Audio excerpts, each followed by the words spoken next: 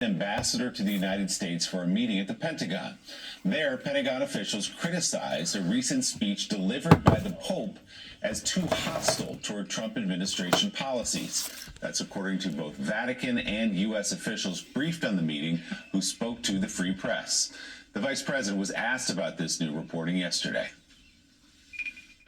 Essentially, the reporting by the Free Press is that they told him that the American military has a lot of might and they can do whatever they want, and the church should get on its side. Does that message sound correct to you? Is that something you would sign off on? So one, I with no disrespect to the Cardinal, I don't know who Cardinal Christophe Pierre is. He's the ambassador to the Holy See in the U.S. Oh, okay. I've met him before. Sorry, I just didn't remember the name. I've never seen this reporting. I'd like to actually talk to Cardinal Christophe Pierre and, frankly, to our people to figure out what actually happened. I think it's always a bad idea to offer an opinion on stories that are unconfirmed and uncorroborated, so I'm not going to do that. MSN contributor Mike Barnacle joins the conversation. A lot to talk about here. I see a lot of voices that want to jump in. So, Mike, if you read through even further this reporting from the Free Press, the Trump administration is offended that Pope Leo has spoken out against Trump administration policies on immigration enforcement, for example, more recently on the war, the call for a destruction of an entire civilization. They were hurt by that, so they call in a representative from the Vatican and give a bit of a tongue lashing, and then if you read deeper into the reporting, kind of a veiled threat about the pressure that the United States government could put on the Vatican. What do you make of what you're hearing here? I make that they are, once again, clowning the atmosphere up, the Trump administration. The idea that they would try to intimidate Pope Leo, the first American-born pope, is just absurd.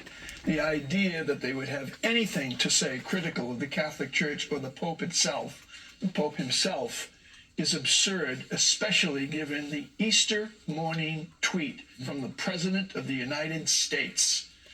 Which was so deeply offensive to any breathing, thinking human being that it's outrageous for the Trump administration to pose any problems they allege they have with the Vatican. You know, Mike, it's incredible that here's an administration that's got no problem when they weigh in on certain issues, whether it's abortion or other issues. But the killing of Americans in the streets, suddenly these quote pro-life Catholics are offended by that. They're offended by the savage and inhumane and un-Christ-like treatment of migrants, of the strangers, as Jesus said in Matthew 25, these internment centers. There's just the savage, un-Christ-like inhumanity of all of that. They're offended by that. They're offended that when a president threatens to destroy an entire civilization, that the Pope would speak out on that. So the Pope's not actually able to speak out on things that are consistent with what Jesus said. But it's all right for him to talk about abortion. So it's sort of interesting. That's one issue where they're fine with the Catholic Church speaking out on, but they're not. The Catholic Church is not allowed to speak out on pro-life issues for those actually born. Joe, I went to parochial school for 8 consecutive years, and I got thrown out nearly every year by the nuns. So, every grade. You deserved it. Early, stuff like that. Yeah. But the one thing that you get to hold on to when you're raised Catholic, born Catholic, raised Catholic, especially by my mother, we used to call her my mother the nun, the one thing you retain, I would think, is that the theory of the Catholic Church is rooted in a simple phrase, the least among us. So if you look at the Trump administration's behavior toward the least among us, it is almost criminal. It is certainly a sin, because they don't care for the least among us, and that we should all care for the least among us, because when we care for them, we care for ourselves. Coming up, we'll look at today's business headlines after Wall Street had its best day since last spring. CNBC's Andrew Sorkin joins us straight ahead on Morning Joe.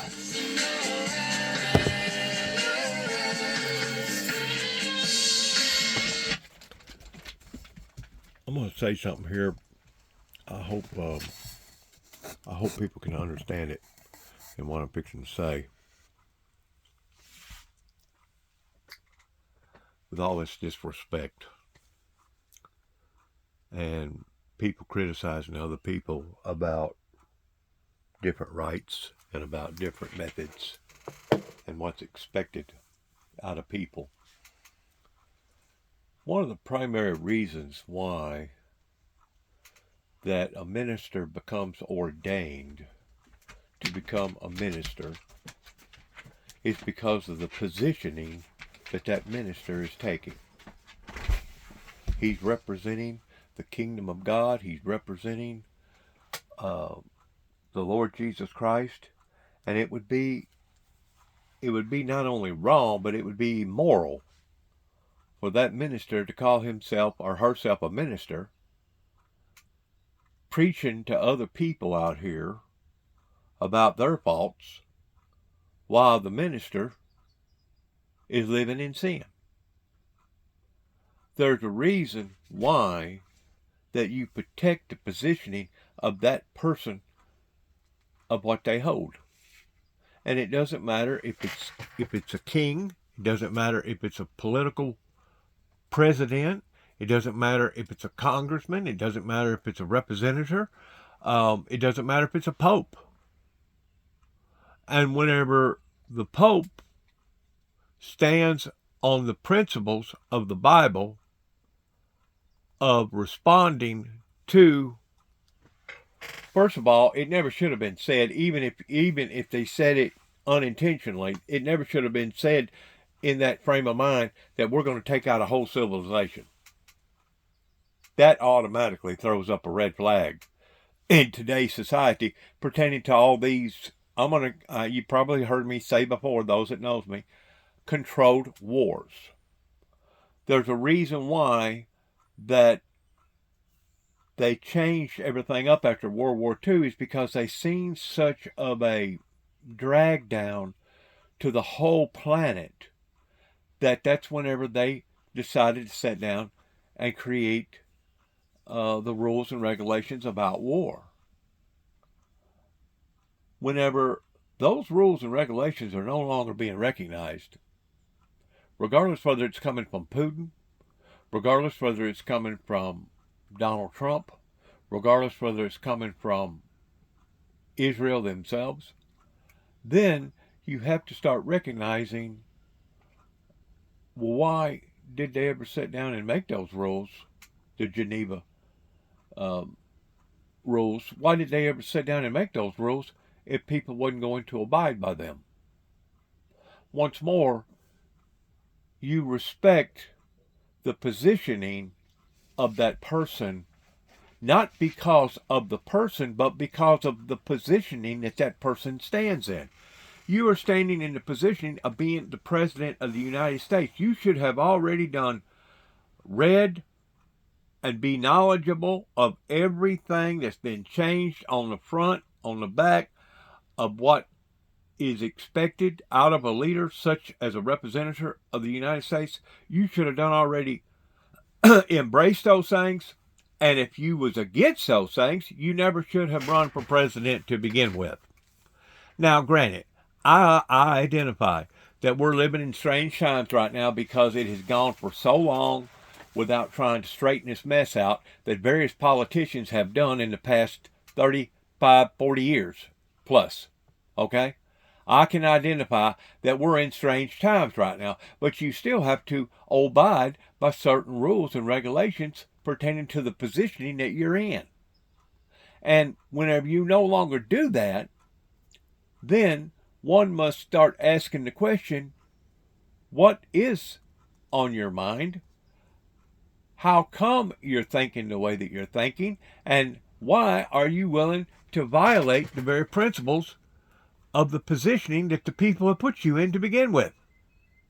Once more, there is a reason why that you become ordained. You become an ordained minister. You become an ordained priest. There's a reason for that. It's because of the department that you hold, the positioning that you hold. And whenever you can no longer respect that person's positioning in who and where they're at, then is whenever you have sudden recourse big time. And even though I may not like the Pope for whatever reason, I'm not going to degrade his positioning that he holds. I'm not going to do it. He would have to really, really do something really, really outstanding before I would stand up and say, this guy here no longer deserves the role model in which he plays. Get him out of here. He'd really have to do something incredibly bad. And really and truly what the Pope done on Easter, criticizing the war, especially whenever this stuff come up about taking out a whole civilization, I actually applaud the Pope by him saying what he said. To be quite honest with you, I would be offended if somebody like the Pope didn't speak up about somebody making a statement towards taking out a whole civilization. Now, granted, it was Donald Trump and the president of Jerusalem over there that decided to go after this.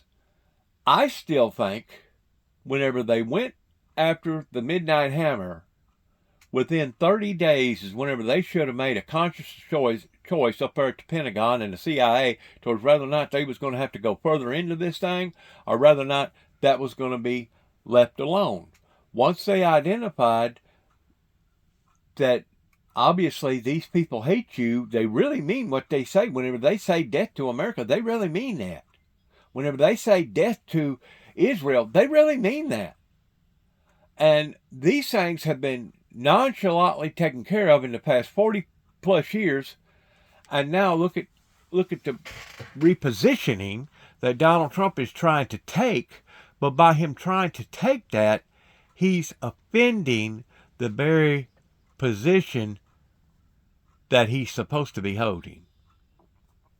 That would be the same as telling a drunk or somebody living in sin, doing whatever that they want to do, and them still expecting to come up on Sunday morning and get in behind the pulpit and tell everybody else what they're either doing wrong or what they're not doing that they should be doing. You become a mockery to that department that you're trying to represent.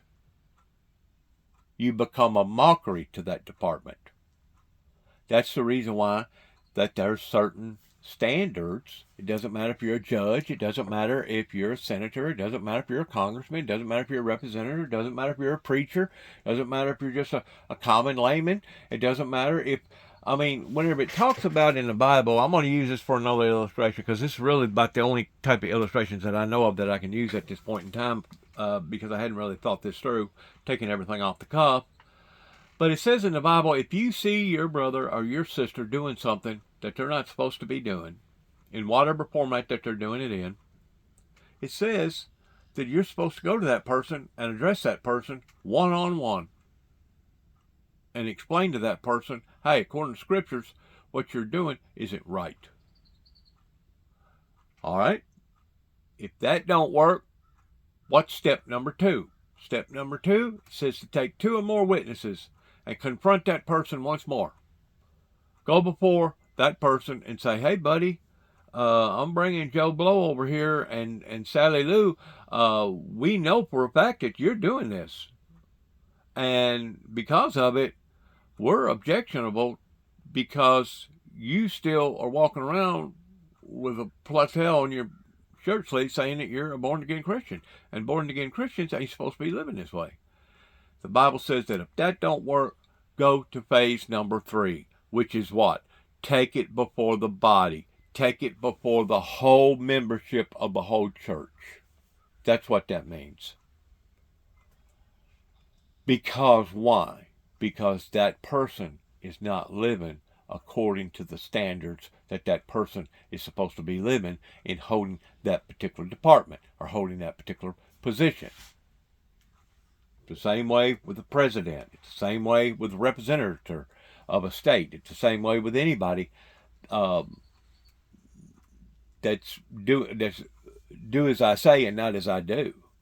And it does make a difference in the quality of that person of whether or not that person is living according to the standards that he or she is supposed to be living. It does make a big difference. Now, there's no doubt, if you look at things from a different perspective, which a lot of people ain't going to recognize this, let's say you did have a drunkard person that was in behind the pulpit. Let's say they did have a problem in living in sin of some sort. Okay? Whenever you open up the Word of God and you pray a prayer, where two or more gathered in my name, there I shall be also, and you start reading the scriptures out of the living Bible, that in and of itself is going to have an effect upon to the people that hear it. Now, it won't have near as much of an effect if the people that's hearing it knows that you're preaching about alcoholism and you yourself are an alcoholic, but it's still going to have a certain amount of effect. And what Donald Trump don't understand is that whenever he contradicts that in which what has been practiced openly, it has an effect. It has an effect. To do it who ended up being like very, very happy that they did. So I'm hopeful that that is representative of how most people go away feeling. You have a Tony. Yes. Yes. So you know the theater. This must be so different because you're interacting with the audience in a way that I've never even heard of something like this. And also, can I be in it? You know what? I will say that the one thing that probably pretty much gets people not cast is walking up to me in the pre-show and asking for a part, which has had a couple of times. I've not come up with. Dream has died. I'm sorry, but if you come and then I'll forget that you said that, then I'll cast you. I'll take Sure. a chance. Yeah, I mean, look, it's the reason I wanted to do the show is because I will never be offered to do another play where I get to have this relationship with the audience. You know, if the show starts at 7, I'm in the audience at 6:30, half an hour before, meeting people as they come in, figuring out who might be good to use, finding out who does not want to be used. And yeah, but that's really why I wanted to do it, was that I read it and I was like, oh, I'll never be asked to do something like this again, so I should probably jump at the So chance. let's speak a little bit to the theme of the show itself. Tell us a little more about what it's about. In particular, I was struck by, this is a pretty dark time for a lot of people. Well, the headlines are very hard, and a lot of people are really gripped with sort of anxiety day to day and also sort of existential concerns. This is a show that sort of has a pretty sad sort of start, but then it really, the phrase life affirming, I think, is something that resonates here and would seem really important right now. I hope so. I mean, so it starts off being about a young boy whose mother is suffering with severe depression, and so he starts to make a list of everything brilliant about the world that he can think of to cheer her up. And then it's about how the making of that list sort of follows him into adulthood and becomes a coping mechanism for him, and eventually a way of seeing the world that ends up being very positive. I think the play draws a pretty direct line between the ability to notice new brilliant things and happiness. And I feel like we all in rehearsals as well started making our own lists of kind of stuff, and it has become a very it is a nice way of going through the world. And while we have you on another subject, this is a moment where HBO is ramping up the Harry Potter sort of reboot. Yes. Give us your sort of thoughts on that as you see it take life again. I mean, I literally the only thing I care about is that the kids have a good time. Like I'm happy that it's happening. I'm happy that people will have more Harry Potter to digest and then expand on the world. But the thing that I focus on when I see images of these new young people that are doing it is just like, oh, I hope they have as good a time as we did, and I hope they're being looked after as well as we are, and I'm sure that they are. But that's my main concern, is that Dominic and Arabella and Alistair are having a good time. That's certainly eagerly anticipated. And the new Broadway show, Every Brilliant Thing, is playing now at the Hudson Theater. You can catch Daniel as the lead through May 24th. So you still got a little bit of time. There you go. Award-winning actor Daniel Radcliffe, thank you. I really didn't get nothing out of that. I don't know who this guy is. I'm pretty sure he probably does a good job in whatever that they're talking about. But I got something else to say, adding to what I was saying a while ago, pertaining to positioning. I realized that a lot of people have been indoctrinated in hearing the love message coming from the Bible of mercy, grace, and forgiveness. And that's exactly what we're supposed to be living under the influence of, if you're a true, authentic, born-again Christian. But what I think has thrown a great deal of those that knows anything about my life pertaining to justice and righteous justice is the fact that I'm willing to walk up to an individual and hand to this individual a sword, a great sword, and tell this individual that the time has come for you to surrender and for you to put your material and immaterial weapons down pertaining to Satanism and all the things that surround Satanism. And if this individual refuses to surrender to me, which a lot of preachers has brought it out to my attention, that there's nowhere in the Bible where it says that Satan, the physical Satan, is supposed to surrender to Dennis James Juby Jackson in the Bible. Per se, they're absolutely right. But at the other hand, if you're really standing with the Father pertaining to the righteousness of God, there's two different sides to God. There's the loving, graceful, forgiving, loving, merciful side of God, but there's also a just side of God. And whenever somebody like me comes out onto the scene that preaches both, one side as well as the other, a lot of these ministers or people that have been preached to for years and years and years can't accept the concept that God is a God that holds both personalities. But if you get to looking at what God is going to do there towards the last in the spirit realm, pertaining to the supernatural realm, he's going to basically consume, it says in the Bible, that great fire fell from Jerusalem that consumed those that followed after Lucifer the final last time.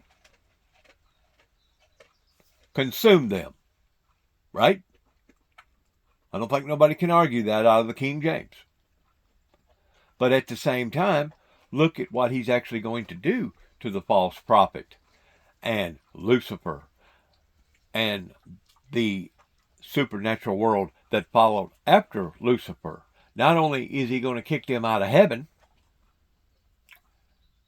but he's going to cast them into hell, a living, eternal, burning, punishing hell.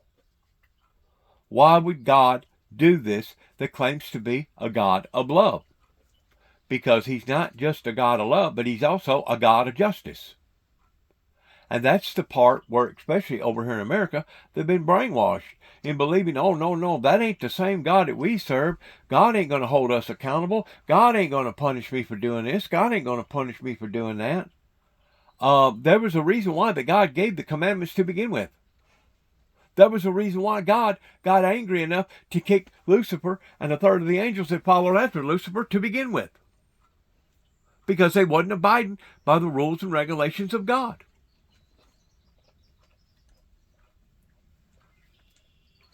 I understand that a lot of people don't understand me pertaining to what God has given me the anointing of doing.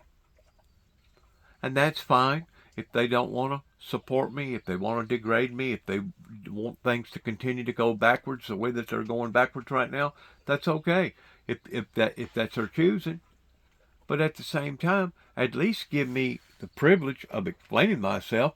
That way, maybe those that does have common sense issues can listen to my side of the story and maybe agree that there was a primary purpose, the reason why God done what he's going to do there towards the end. If you read the whole book of Revelations corresponding with Daniel, that to be quite honest with you, it's too good for Satan to be consumed with fire the way that the mortals are going to be consumed in the supernatural world. You know why? Because the Bible says, to whom much is given, much is required. And there's more required in the faults of what the Luciferian Lucifer has done, more so than mankind. It would be too good to basically take him out. That's why he's going to be punished for eternity. He'll not only be imprisoned for a short period of time, which is 1,000 years, which seems like a long period of time in our minds, but he's going to be loosed for a short season to go and deceive those, again, in the Gog and Magog, those that follow after this Luciferian Lucifer, the last and final time, and the false prophet, and etc. They will be consumed, but the true leadership of that evil that's doing that, they won't be consumed. They'll be thrown into a living, burning, eternal punishment of hell forever. You know why they'll be thrown into that? Can anybody answer this for me? Do you know why that they'll be thrown into that? Because that's what they deserve. That's the reason why I continue to say that whenever mankind puts on the burner that the worst sin of all sins and the worst thing that humanity can do to humanity is basically killing one another, they're wrong. They're wrong about that. That's not the worst punishment that you can do to somebody. If you really want to get to looking at punishment, the worst punishment to punish a human being over is to punish somebody else over their punishments that should be going to them while they sit there and watch their loved ones and their friends and their people that they care about get that in which what they should have been getting. Now you're talking about psychological warfare, and now you're really getting to where the grass meets the grass row in punishing that person. Because by taking that person out, boom, bam, it's just like going to sleep. You know what I'm saying? Other than the supernatural world that comes after all this, pertaining to the resurrection, whenever all will give an account for what that they have done or what that they didn't do that they should have done. But basically, whenever you put a person's lights out, that's actually worse or punishment than it would have been if you'd have just induced punishment onto them in other ways, in other forms of passion. Now, that's my opinion. I'm standing up for not only the love and the grace and the mercy and the forgiveness of God through the Son of Jesus Christ, but I'm also standing up for the righteousness, the fair righteousness pertaining to the justice of God that will be delegated out as you see things going in different sequences at different times. That's the reason why, I've explained this before, that's the reason why God moved upon my heart by calling the ministry part of a windmill ministry. And it's not the fact of something that churns and turns blades, but it's the fact that windmills has always been looked upon as basically being a science in the form of telling which way not only the wind's coming from, but which way the wind's going towards. Representing the 4 horsemen going in 4 different directions. North, south, east, and west. Let's listen to some more of this, please. When these wars start up, it is working Americans who face the brunt of that. I mean, I don't know about you, but I am sick of this. I'm sick of it. Can't he just behave like a normal human? I mean, honestly, like the president, 3D chess, shut up. Shut up about that. You don't threaten to wipe out an entire civilization. We're talking about civilians. This is wrong. It's wrong. He should not be doing it. I don't care that it's his negotiation tactic is to kill an entire country full of civilians, men, women, and children. An American president, so that the Strait of Hormuz will be opened. It's just wrong. It's not hard to say it. It's not hard to recognize it. I wish he would stop doing this. Like, he can't negotiate without doing this. What does that say about him? What does that say about the position that our country is in right now in these negotiations. He's got to say this. He can't be a dignified, strong leader without threatening a bunch of war crimes. That was Megyn Kelly earlier this week, harshly criticizing President Trump's social media posts on Iran, suggesting perhaps he's not the amazing negotiator that he says he is if he can do it without saying he's going to decimate a whole population. Welcome to the 4th hour of Morning Joe. It's 6 a.m. on the West Coast. Time to wake up, everybody. 9 a.m. in the East. I'm Katty Kay. Time to wake up. Time to wake up, Jack. And joining us for the hour, we have opinion writer at the New York Times, Mara Gay, and the host of The Beat, MS Now chief legal correspondent, Ari Melber. Great group to get us into this 4th hour of Morning Joe. We are following a number of developments this morning in the fragile 2-week ceasefire between the US and Iran. So let's get into that. Starting with the widening gap between claims is included in the framework of the deal. Washington and Israel say the truce does not extend to Lebanon, with Israeli Prime Minister Benjamin Netanyahu this morning vowing to continue striking Hezbollah targets there on the heels of yesterday's deadly barrage of strikes in Lebanon.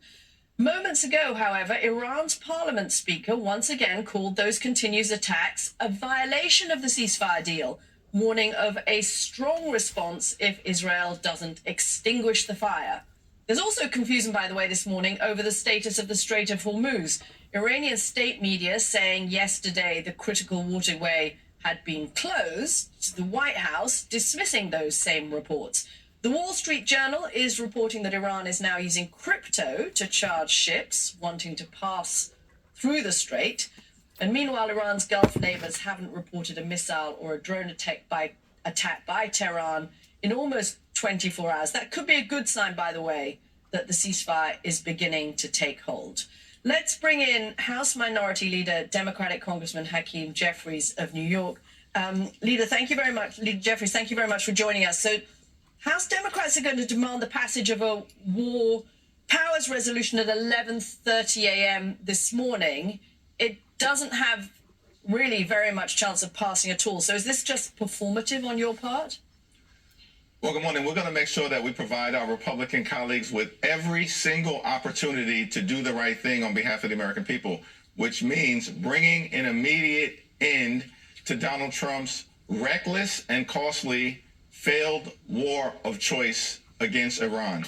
So we're going to proceed at 11:30 today through what's called a pro forma session and demand that the legislation that has been previously introduced by Representative Greg Meeks that would end the hostilities immediately in the Middle East, in the absence, of course, of congressional authorization, which was never obtained.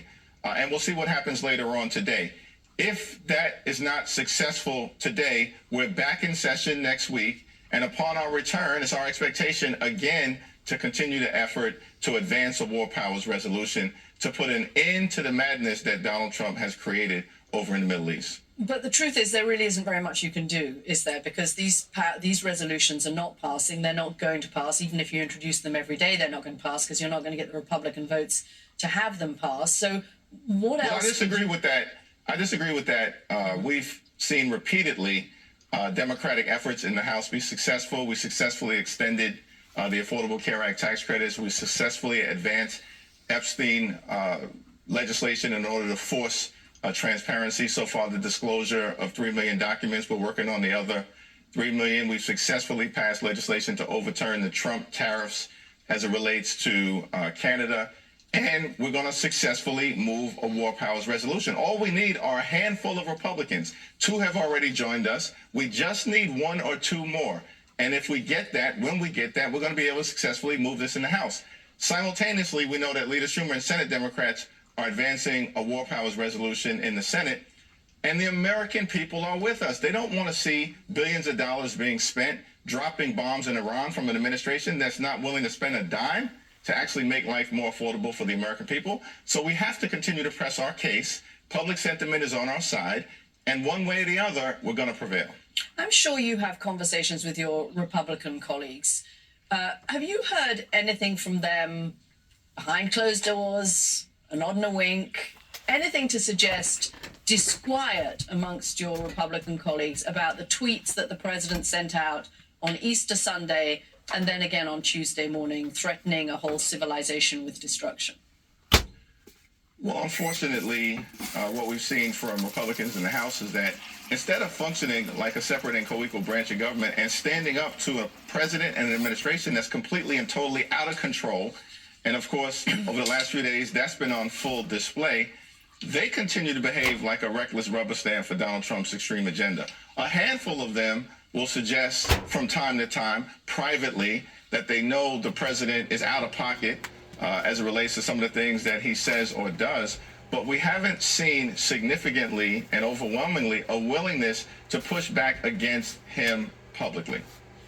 You know, Congressman, I'd like to follow up on what she just asked you, and it is this. Everything you do and everything you say, including right now, is sort of a definition of who you are. Your behavior defines who you are.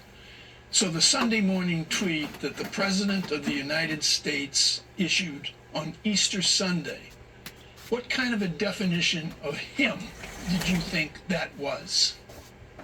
Unhinged, unpresidential, and an unconscionable action from a president on Easter Sunday morning of all days. And then, of course, to follow that up with this statement threatening to eradicate an entire civilization. But, Mike, this is not behavior that is inconsistent with who this president has shown us who he is for the last 10 years. And I think the American people clearly have had enough. That will be reflected in the midterm elections. We're going to have to do everything we can to end this national nightmare, but it's the moment that we're in. So do you think he's stable? No, I don't think he's stable. I don't think he's been stable for 10 years, and we've seen repeated evidence of that on full display in the way in which he conducted himself. Listen, I think he's lied regularly to the American people on things that matter to the American people. This is a president who promised that he was going to lower costs on day one. Costs haven't gone down, costs have gone up. As a direct result of his behavior, the Trump tariffs have increased costs on everyday Americans by thousands of dollars per year. He lied about what he was going to do for the American people. Their unwillingness to extend the Affordable Care Act tax credits has increased health insurance costs on more than tens of millions of Americans. And now, of course, because of this reckless, costly war of choice in the Middle East, gas prices are skyrocketing. So that's just one of many examples of this president being willing to say one thing directly to the American people and do the exact opposite. Congressman, do you see the president's rhetoric on ending a civilization in Iran and also his actions in the Middle East as impeachable? And also, do you think that they are worthy of invoking the 25th Amendment? Well, in terms of, impeachment and things of that matter, we've said we've ruled nothing out and we've ruled nothing in.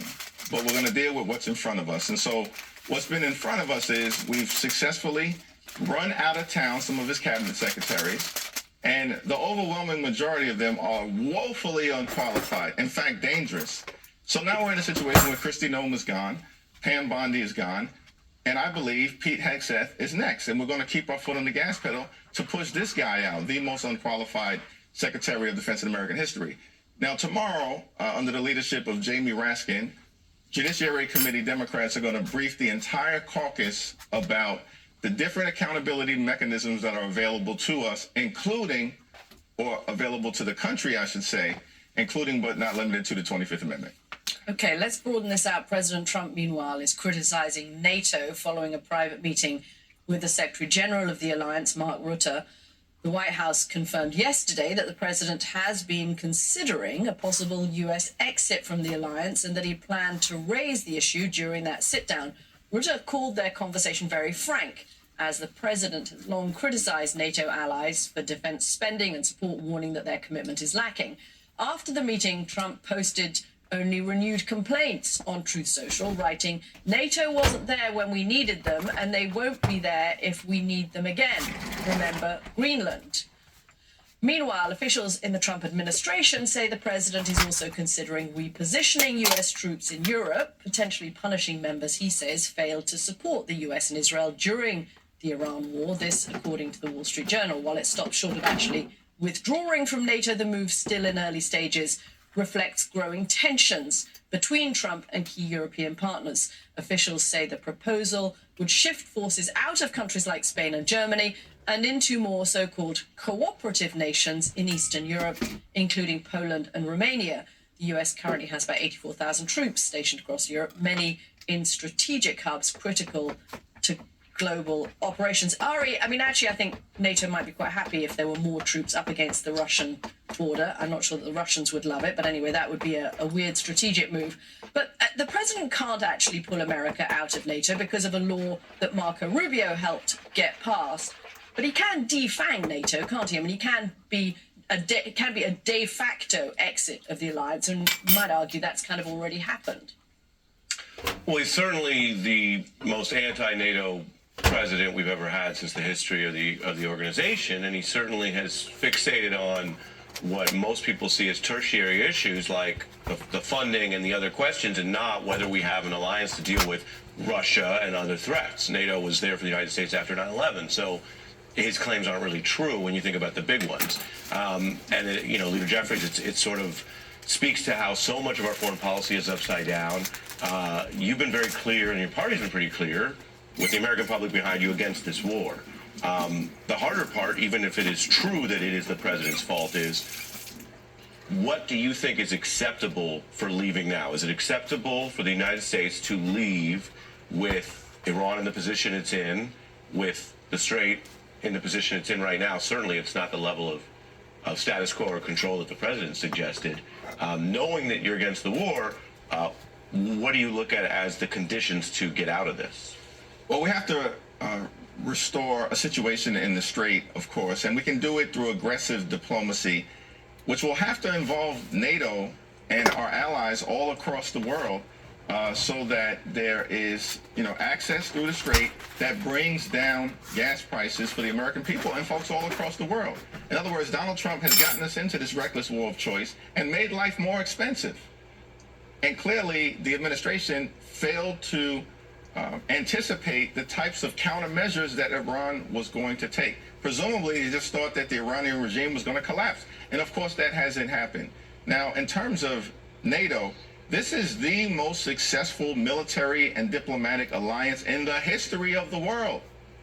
And the president in real time is trying to dismantle it. It was put together in the aftermath of World War II to help keep the world safe and free of the type of global conflicts that devastated tens of millions of people in both World War I and World War II. In fact, we know, as it relates to NATO, that the only time the collective defense provision, Article 5, was activated was in defense of the United States of America.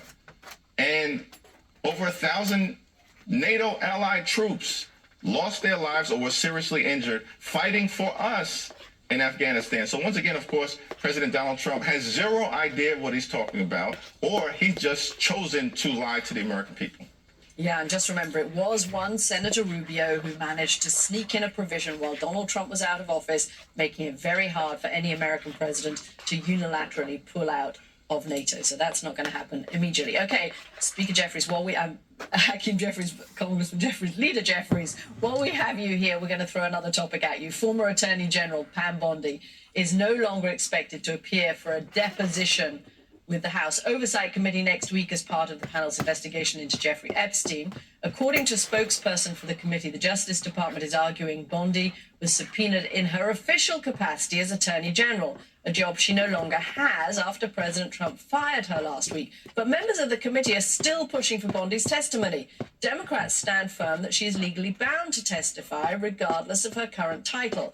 And Republican Congresswoman Nancy Mace said in a statement to MS Now, the subpoena is still valid because it requested Bondi's testimony by name, not by title. She went on to say Americans, quote, deserve answers and that the committee expects her to appear as soon as a new date is set. Leader Jeffries, are you going to manage to get round what the obstruction is here from the DOJ and get Pam Bondi to testify, even if it's not in an official capacity? Yeah, we're absolutely going to make sure that Pam Bondi testifies. And of course, she'll be testifying as it relates to her official capacity as the former Attorney General and someone who's been in direct defiance of a law that was passed overwhelmingly in the House and the Senate, led by Democrats, and of course signed into law by Donald Trump, requiring the disclosure of the Epstein files so that we can actually bring to life the type of transparency and accountability that the Epstein survivors have so bravely and courageously fought to achieve. And so our view remains the same. In fact, the subpoena is valid until it's officially withdrawn. That can only happen by a vote of the committee. And I'm confident that every single Democrat in the House is going to oppose the withdrawal of that subpoena. And we're going to just have to find a few Republicans like Nancy Mace, who apparently indicates she's willing to be one, to join us, and we can successfully get this done. We've repeatedly, on the House Oversight Committee, overcome the objection of James Comer. All of this is being done without his support. And so we just have to continue to press the case. Ari, can you give us some legal framework here and insight? There is precedent for former officials, of course, testifying before Congress and answering subpoenas even after they leave, including in the case of Bill Clinton. Can you please just, help us understand what the Republicans don't want the American people to know in this particular case? Well, it's really striking because a subpoena is a subpoena, and there isn't a legal limit on how important the person you subpoena is. The only question usually is tradition. There was a tradition of going to former presidents as a last resort. And there might be good reasons for that, because on many issues you could try to haul in a president. And so that had been a tradition. Republicans broke that and said, no, they want former President Clinton in there, and they went in as everyone saw. And so Bondi losing her job is not a defense to a lawful subpoena, obviously. And I think second, the larger question is why Donald Trump and many of his aides, including Pam Bondi, now a former official, are so hell-bent on avoiding answering questions under oath and telling the truth about Jeffrey Epstein. And we've reported on this channel and this show and others, there are Epstein ties to people in both parties and people in this country and other countries. So you want to get to the bottom of that, period. But the idea that Donald Trump, as you know, this has haunted him this whole second term. It's really striking. And I'm curious what you think about where the Congress lands on accountability, because if you guys win the midterms, you will presumably be elected then by your party as speaker. They've elected you now as leader.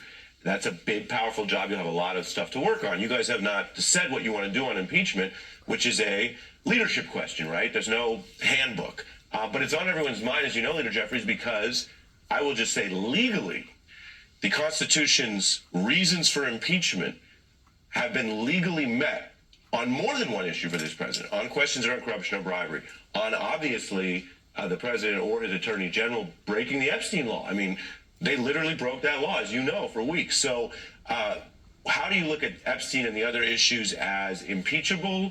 Is it something voters should be thinking about, that you will have accountability? Is it something you're taking off the table? Yeah. Well, again, we haven't ruled anything in and haven't ruled anything out. So we're certainly not going to take any accountability measures off the table as it relates to this administration or this president. By the way, the most corrupt administration in American history, clearly and definitively. And Donald Trump makes Richard Nixon look like a choir boy. Now, at the end of the day, right, we've got to win the majority. In order to do that, of course, we have to convince the American people that we're going to do the types of things that will make their lives better. So, one, we are committed to driving down the high cost of living in an environment where far too many Americans are struggling to live paycheck to paycheck. Here in New York City, as the mayor has thoughtfully articulated, and across the country, that's the reality of the situation.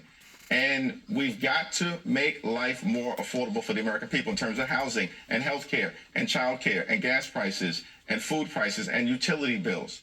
So that's the affordability side of the agenda. At the same period of time, we've been very clear that there has to be accountability for all of the corruption, the chaos, the norm breaking, and the law breaking that has taken place. It's the reason why we've continued to press for consequences even while in the minority. We drove Pam Bondi out of office. We drove Kristi Noem out of office. The president insisted he was going to make no changes, particularly when Democrats started to demand those changes. And we're going to continue to press our case on the accountability side of the equation, particularly if the American people give us the honor of governing with the gavels. So, Congressman, last question, we promise. What do you do? What's your play if Pam Bondi takes the fifth all day long? Well, I think, listen, we'll move to hold her in criminal contempt. By the way, as Ari pointed out, the Republicans have already set this precedent. They moved to hold Bill Clinton and Hillary Clinton in contempt before the negotiation as it related to their testimony was even completed. And now you have the Attorney General, former Attorney General, saying that she's not testifying, she's got nothing to say, when there's a lawful subpoena, bipartisan, passed. They've set the precedent. We're going to follow it. And we'll press to hold her in criminal contempt if she fails to show up to a lawful congressional subpoena. Okay, we will follow that story. House Minority Leader, Democratic Congressman Hakeem Jeffries of New York, thank you so much for joining the program this morning. Thank you. And coming up on Morning Joe, stock futures have slipped overnight. What has brought us to this moment and time that we're in right now? One must have to ask the question, what has brought us to where we are? Can anybody answer that question with a straight face? I can tell you my opinion about what's done it, pertaining to the godliness of a society over here in America that tried to pull the wool over people's eyes in thinking that they was going to do something and get away with it.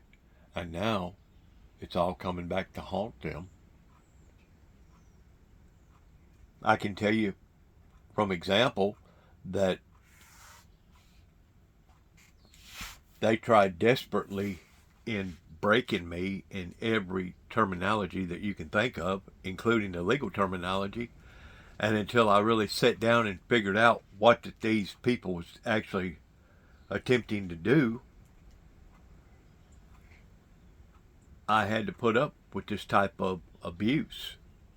But thank God that God gave me enough sense to realize the only avenue that I have was to sign off on a no waiver sports arena type agreement, that if the king or Satan over in Saudi Arabia thinks enough of his people that he's willing to sign the same thing in going together with me handing this individual a sword pertaining to the Doomsday Devil's Duel. See, they thought that they had me whipped several different times in several different ways. And it didn't work. You know why it didn't work? It's because I was deeply seated. I was deeply rooted in the true authenticity of a righteous, holy, living, eternal God. That's why it didn't work. It didn't work because I went to school and I got all these degrees hanging on my wall and I'm smarter than any and everybody else. It didn't work because I got a high IQ like Einstein or whoever that basically could figure out all these equations. No, it didn't work because of the authenticity of that in which what the Father had anointed me to do. That's the only reason why that I can sit here right now and make these videos that I make and explain myself very, very thoroughly to the public in telling them this is the reason why it did not work. You was dealing with somebody that had a lot of will in doing the Father's will and not mankind's will and not my own will. And you can explain that to the people beginning over here in Kenton, Tennessee, in Obion County and part of Gibson County, and also the people over here in Weakley County, is the reason why it didn't work was because of the authenticity of the calling. Didn't have nothing to do with the messenger himself, other than the messenger was determined in not giving up, in not allowing for them to win. And that's the reason why I make the videos I make, explaining to my viewers, explaining to the public, the reason why all this occurred to begin with was because of a group of people that said one thing out of their mouth pertaining to peace, but the other side of their mouth was just the very opposite, pertaining to Desert Storm, Desert Shield, then 9/11, then the Afghanistan war, and now look where we're at now. That's in addition to what happened locally here in America pertaining to Ruby Ridge, the first attack on the Twin Towers, and we had Waco, and then we had Oklahoma bombing, and then here come what? COVID that slapped us in the face. Now we're being slapped in the face with this. It's one major event after another in trying to bring a distraction into people's lives so that they cannot stay focused upon what's really happening here. I'm one of the witnesses that can verify what's happening here. I know what's happening here. Whenever it comes to accountability issues and breaking it down to where people can understand it, that's one of the first things that was asked to me in 1983, whenever all this had come about in my life pertaining to the Antichrist. Dennis, do you have a way that you can teach it, authenticity out of the Bible pertaining to what you're talking about? At that time, the answer would have been no.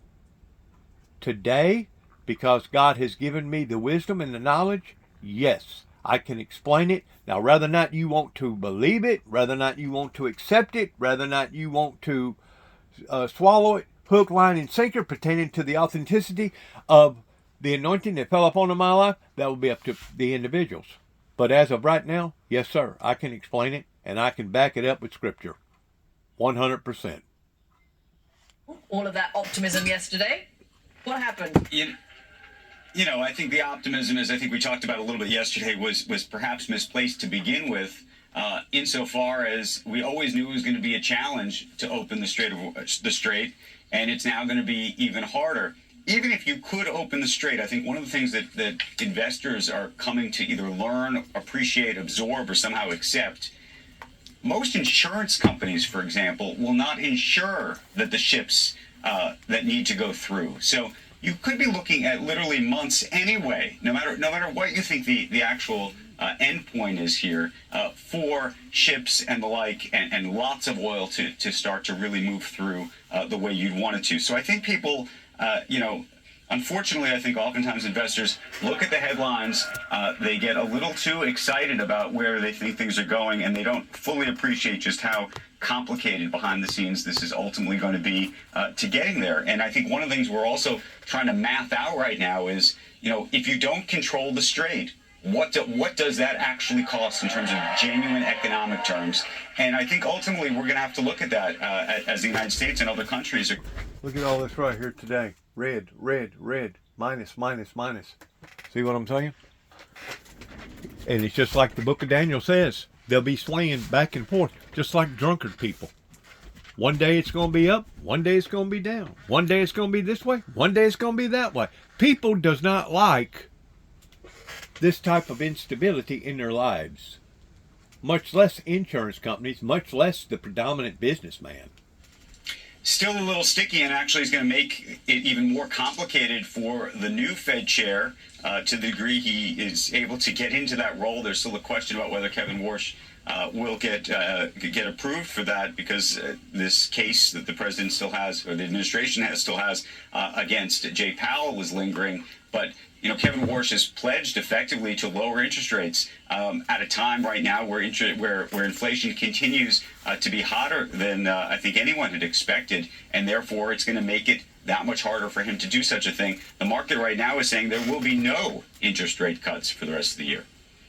Kevin Walsh has wanted this job for a long time, but I wonder if he's going to get in. I think it might be a little bit more of a poison chalice than he was expecting. CNBC's Andrew Ross Sorkin, thank you very much for joining us. Thank you. And still ahead, Forbes is releasing its list of the top self-made Americans ahead of the country's 250th anniversary. We'll tell you who made the list and why Forbes says they embody the American dream. Morning Joe will be right back. Well, don't you think the people already pretty well know who's going to make the list toward being the successful list? Just had Oprah Winfrey in the background right there, along with Facebook, along with YouTube, along with all these other wealthy, rich people that the American people are already familiar with. So it ain't really news. We already know what they're gonna, basically who they're gonna choose. It's ridiculous in how unstable the things have become just within the past 35, 40 years since the decision was made about doing what they done in the White House, going back into the Reagan era. But another thing that makes it that much more ridiculous is somebody didn't sit down with their pencil and sharpen it correctly, pretending to fuzzy math, and started borrowing from Paul to pay Peter, kicking the can down the road. If I'm not mistaken, the government has either been shut down in America or threatened to be shut down, give or take around 80 times. Now, friends, if that's not telling you that something is totally out of sync, I don't know what else could be telling you that, especially with a country that's looking at almost $40 trillion in debt. So what are we seeing? What are we going through right now? One may be asking. What are we actually witnessing right in front of our very eyes? We're witnessing a group of people that has made a horrible, horrible mistake. And if you think that somebody's going to be able to come onto the scene and wave this magic wand over everybody's problems and everything go back to normal or everything get fixed automatically, first of all, you're in a delusion world. You're in a delirious, delusional world to begin with, because that ain't going to happen. That's the reason why I refuse to participate in either presidential election for the past several elections. I've refused to get embarked in any of this. And if there's ever been a time that we did need to formulate some sort of new revolution, I feel like that we've already done come past that time.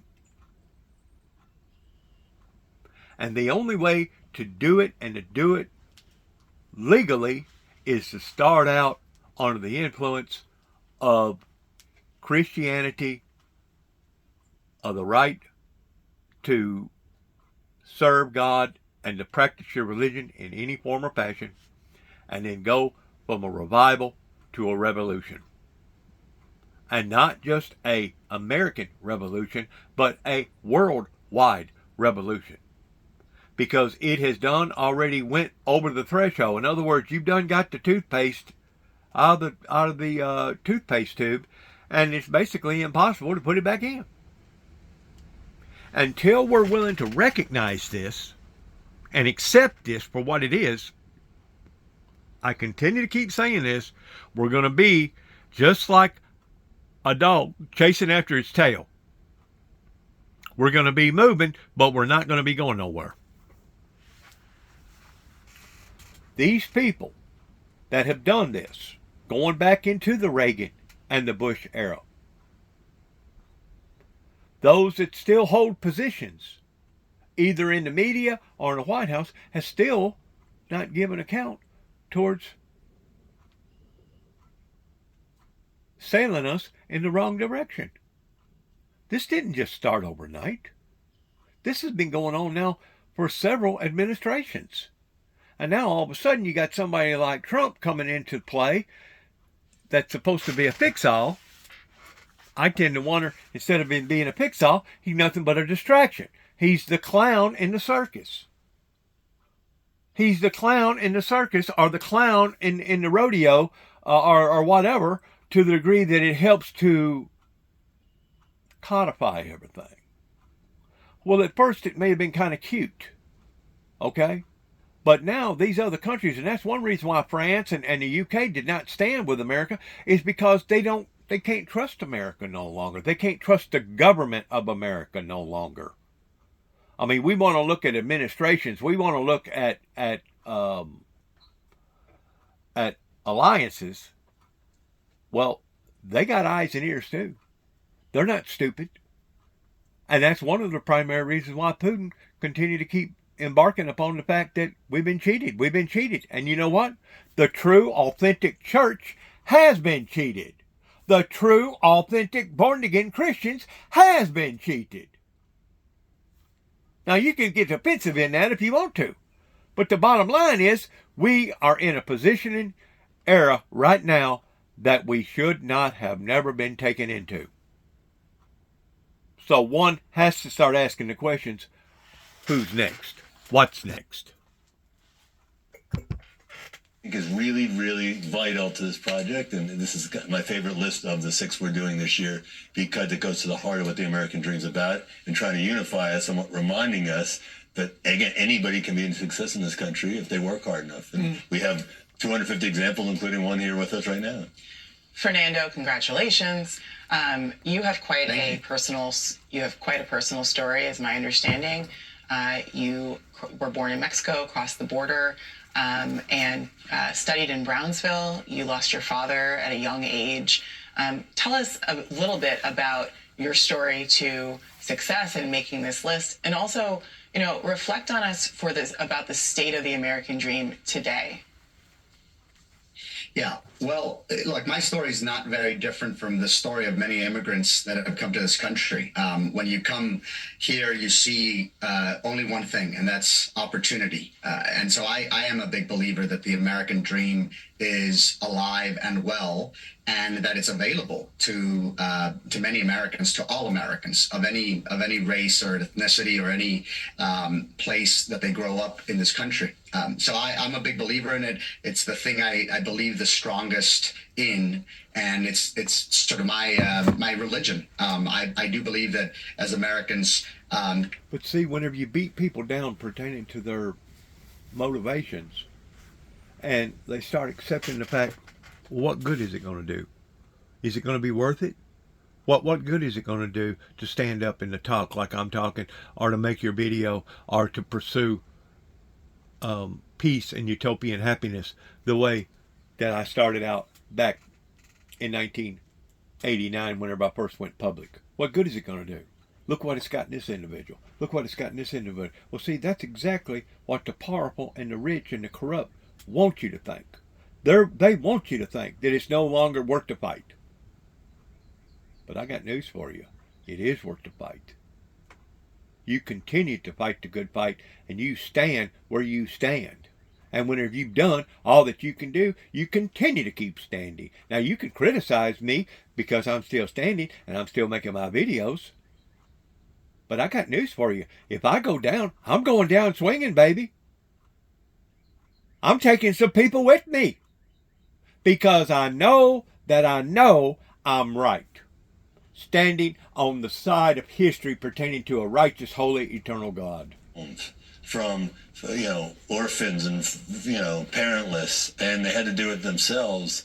And it reminds us that none of us, there's no barrier we can't overcome. If you look at, again, Dolly Parton's story, they're both incredible stories in that you look at, or Oprah Winfrey, number one, who's somebody who was, from a broken home and suffered from abuse. And of course, those stories have all been well told. But it's a reminder when you look at this, like, wow, look how it's not a few. They're exceptional.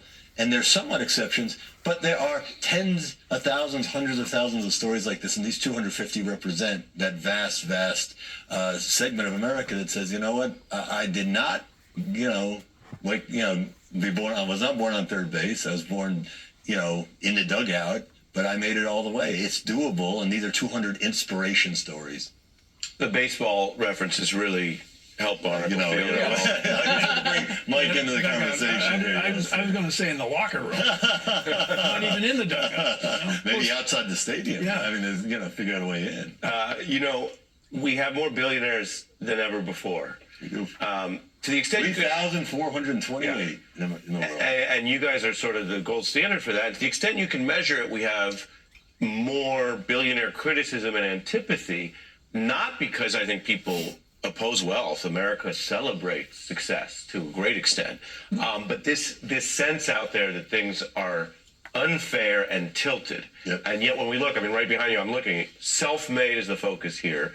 Talk a little bit about, and you've mentioned some people, why that's your focus on people who've built something rather than, say, inherited and invested something. Because you've got a lot of folks here who actually, in whatever environment, show you can still do it. We started a few years ago with that in mind, ranking, because on the Forbes 400, 2/3 of the members of the Forbes 400 are self-made. They're not inherited. this country still is the most dynamic economy in terms of creating success and wealth for people. That's all facts. And so we started, but cognizant of that, a couple of years ago, we started rating every billionaire on a self-made score.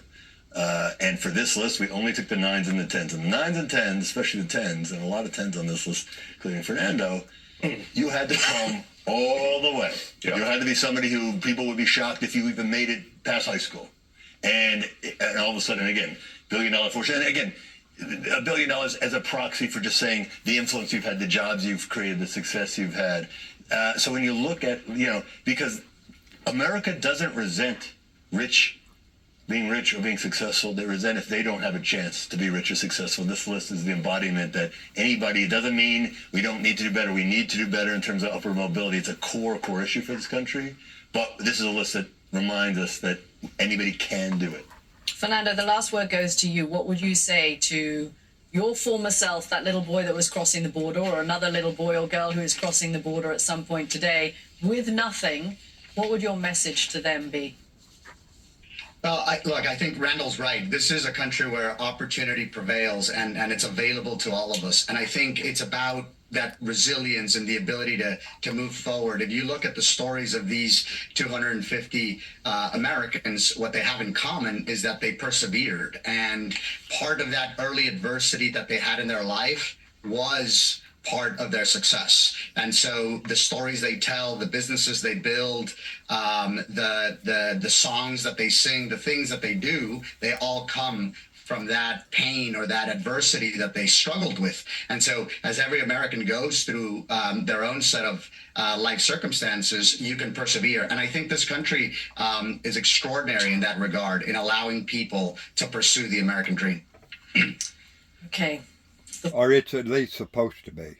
Self-Made Americans list is available now. Randall Lane and Fernando de Leon, thank you both very much. But if I would have listened to people pertaining to the Jubilees, Jesus Christ Windmill Ministries missions, if I'd have listened to people going back into the first year of 1989, whenever I was kicked off the radio station and basically was forfeited a good job, before my son and I ever went on a crusade up to Washington, D.C. and New York City, I never would have got out of the gate if I'd have listened to all the criticism and all the people that was against me.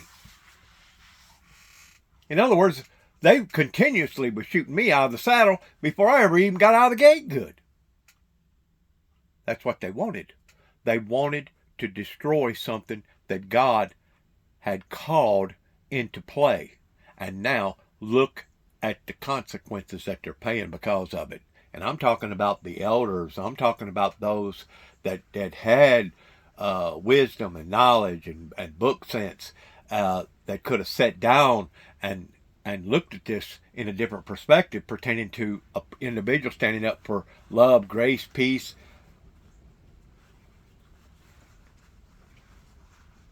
mercy, and yes, justice.